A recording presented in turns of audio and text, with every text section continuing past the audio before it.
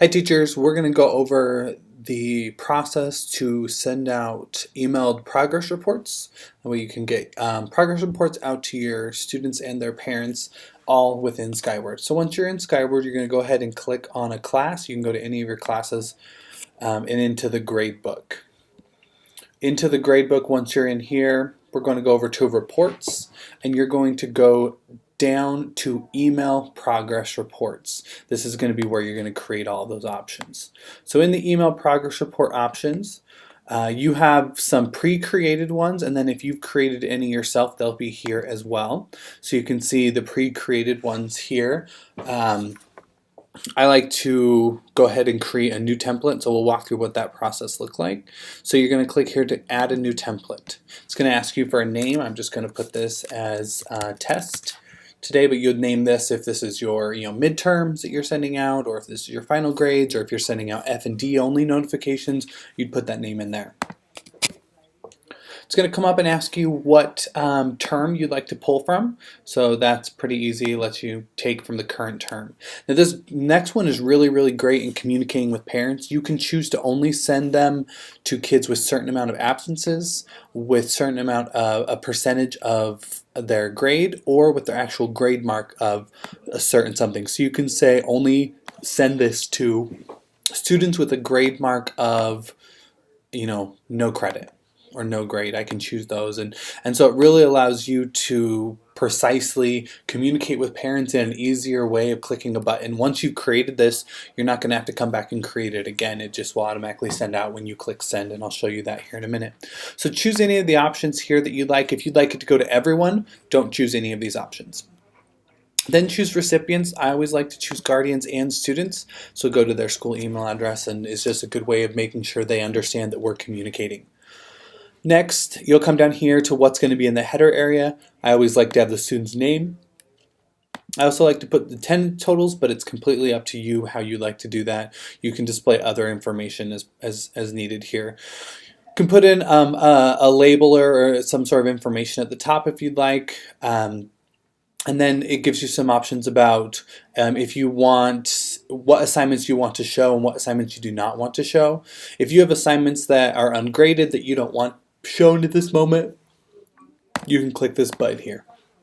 Then over here are the things that are going to show up on there. So it's going to have assignment comments, missing indicator and reason, and earned or possible points, percent earned, grade mark, any special codes, and I can choose other things as well.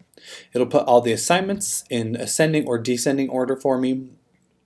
And then I can, in the footer area, I can put different information, whether it be a signature line where I want them to print it and return it to me signed, or some sort of log information that I put in. Then in class comment, this is where you can say something to the class. I like to put in here if I'm sending out midterms, letting them know these are your midterm grades, and they will be, you can make up some of this work until this point, and putting those due dates in there exactly. Once I'm done, I'm going to click save, and you'll see test has now shown up as one of these options for me. So I'm going to click create emails, and then you'll see it gives me a list of all my students, and it's asking me, do I want to email or print? I'm going to select all the email just to make sure. You can see which ones have emails, which ones don't. You can see, like, for this certain student, they do not have an email address available for that parent, but this other parent does. So it lets you see that information, and then you can click next. To finalize, you're going to ask, it's going to say, do you want to send any samples or to me? Do I want to send a copy of all the emails to me? And then this is what the email is going to look like. It's going to say progress report for blank in blank class, and then I can enter in here. This is another place where you can just communicate, hey parents, it's been a great year, these are the things going on, this is what we'd like to do, and then click process emails. Once you click process emails, it's going to go through the process of sending all of those out to your teachers, your students, and sending you a copy if you've asked for that as well. So that's kind of the process to go through. The next time you come back and you want to create or send out information, if you want to do it weekly for your failing students, you go straight into reports, email progress reports. You can click that failing student report that you created or whatnot and just click create emails. It's really fast, goes by very quickly.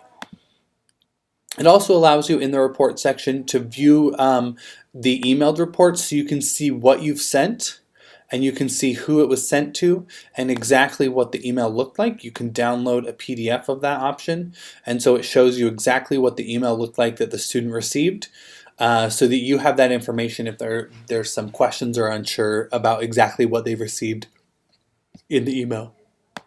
Okay, hopefully that was helpful. If you do have any questions, please contact your ed tech coach. They'll be happy to help you out.